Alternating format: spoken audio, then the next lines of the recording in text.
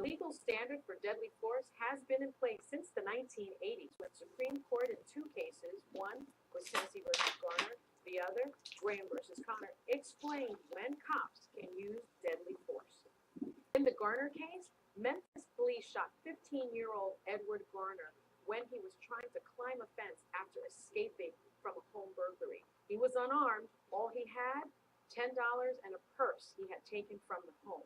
In finding that it was wrong to kill the teen, the Supreme Court said, where the suspect poses no immediate threat to the officer and no threat to others, the harm resulting from failing to apprehend him does not justify the use of deadly force to do so.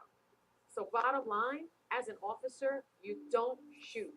You apprehend unless you believe the suspect is a danger to you or to others in the community. In 1989, the Supreme Court further clarified the law in Graham versus Conner. In that case, DeThorne Graham, a diabetic, went into a convenience store to get armed because he felt the onset of an insulin attack.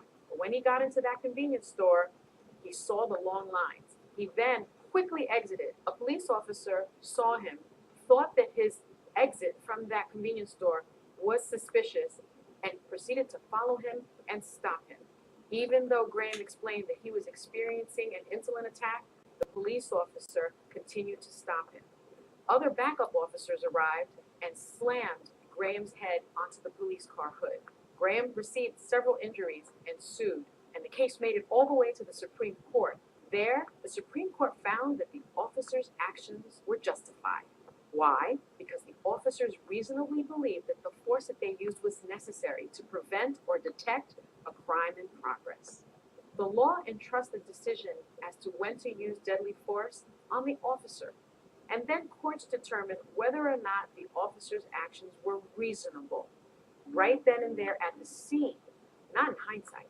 The law recognizes that cops have to make split-second decisions right at the scene with the information they have.